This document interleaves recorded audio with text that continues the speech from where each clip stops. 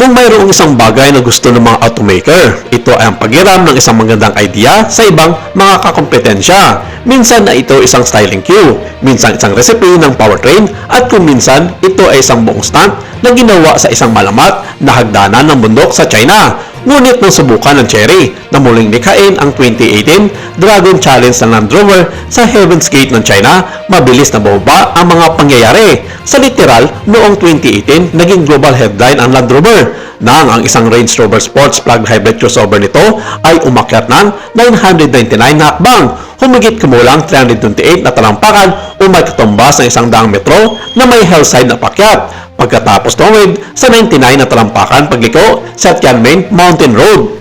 Ito ay isang mapangahas na pagbaluktot sa marketing, ang uri ng bagay na nagpapaalala sa lahat kung bakit inilalagay ng Land Rover ang kakayahan na nakabold sa kanilang mga brochure. Ang stunt footage na kumakalat ngayon online sa social media ay nagpapakita ng 4-wing X3L na mukhang composed para sa karamihan ng pag-aakyat nito. Mga tatlong kapal ng paraan sa pag-akyat sa napakataas na hagdanan nang may biglang pop na umalingaw mula sa bundok. Isang itim na sangkap ang gumulong pababa ng hagdan. Ang SUV ay huminto sa kanan, nawala ng momentum at huminto bago nagsimulang gumulong pabalik. Mula roon, ang X3L ay nag-scrap ng isang rihas, dumaos-dos pababa ng panihis, at sa wakas ay lumulutang sa isang bakod na sira ito tulad ng murang kasangkapan sa damuhan.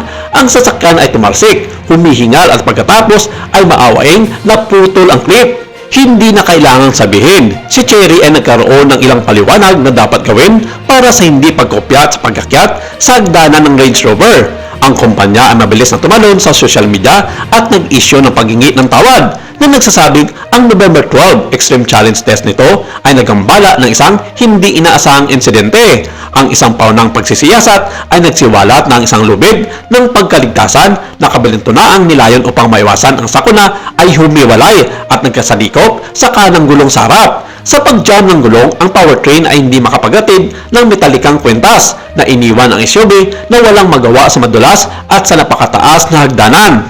Inamin ni Chery na ang pagkabigo ay naglantad ng mga oversight at hindi sapat na pagtatasa ng panganib at nangakong babayaran ang pinsala sa magandang landmark. Humingi din sila ng paumanhin sa mga turista, mga manunood at kahit na hindi sinasabi, marahil ang dignidad ng marketing team. Sayang lang dahil sa papel, ang full-wing X3L ay walang slots simula sa presyo na $15,500 o katumbas ng 109,900 yuan na nag-aalok ang SUV ng range extended set at may 1.5 liters na makina, 33.7 kilowatt na baterya at alinman sa rear-wheel drive nito o dual motor all-wheel drive configuration na gumagawa ng 422 horsepower o katumbas ng 428 metric pound. Ipinagmamalaki ng version ng AWD ang electric na may kakayahang tumakbo ng hanggang 127 miles o katumbas ng 205 kilometers at pagkalatang saklaw na 671 miles o 1,080 kilometers. Hindi masama para sa isang bagay na mas mababa ang presyo kaysa sa maraming ginamit na mga crossover.